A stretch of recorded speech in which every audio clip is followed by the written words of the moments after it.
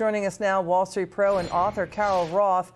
You know, Carol, it's great to have you back on. What's your reaction to this? Because this guy, FTX's former CEO, Sam Bankman-Fried, he wanted to rank up there with George Soros and the Koch brothers. Should the Democrats give back their campaign donations? This is shady money. I mean, this is so bizarre. This is a guy who said, first of all, he's like 28 to 30 years old over this period of time. He says he's an effective altruist. He's just making money because he wants to make things better and give it all away. And the way he decides he's going to make the world better is by giving it back to the government and back to these candidates. So that's weird to begin with. Certainly, they should be giving that money back if it was gotten in a shady way, if it wasn't his money in effect to give, and he's at this point, by all reports, worth zero. So they should have to give it back. But it's Congress, so of course, or congressional candidates, and it's the government and it's politicians. Of course, they're probably not going to. And I think it speaks to a bigger issue, which is all of the money that is in campaign finance. You know, Citizens United, I know a lot of people on the right have backed it. It is a disaster. We need to have that overturned and return to some semblance of normalcy in these elections. Yeah, it's we saw one report, $17 billion estimated. That was the cost of the midterms.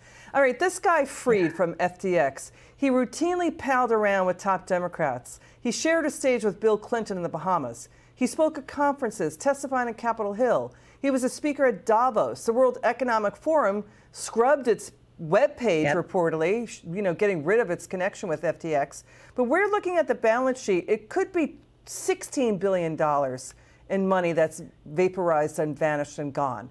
I mean, this, when investors look at the black box, this is like magic beans, this crypto exchange.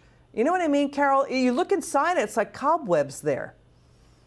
Yeah, I think there's something really different going on here. You know, when you have an Enron or an MF Global, it does really seem like it's purely a greed play. It's a money play and money-based fraud. But given all the connections that you've laid out, and on top of that, they were involved. FTX was involved in terms of crypto donations to Ukraine as well. So the cast of characters, you know, all of these Dem donations, the WEF, who now wants to have nothing to do with them, Ukraine, it just feels like there's a bigger story here, and there are so many more questions than answers.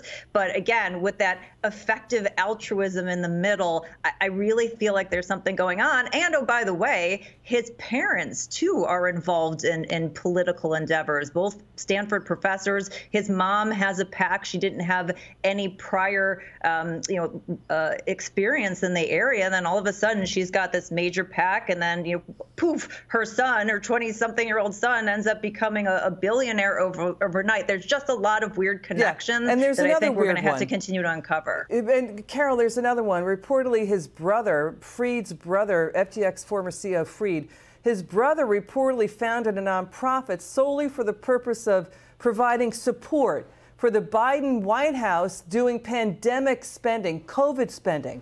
They wanted to get on the record endorsements from Democrat candidates who won election for that nonprofit that was going to support COVID pandemic spending. It's just, so what was, you know, so when you look at this, and by the way, it was situated in the Bahamas. You know what I mean, Carol? Right. So, you know, we see them going after Elon Musk for taking over Twitter. But letting this blow up on their watch, final word. Yeah, I mean, the fact that nobody looked into this, he's in a $40 million penthouse in a tax haven, yet trying to get entrenched with all these political people, being young, coming out of nowhere and dealing in crypto. There are a lot of people who've turned a blind eye here, and I think they're going to be regretting that in the future. Got it. Carol Roth, always a pleasure having you on. Come back soon.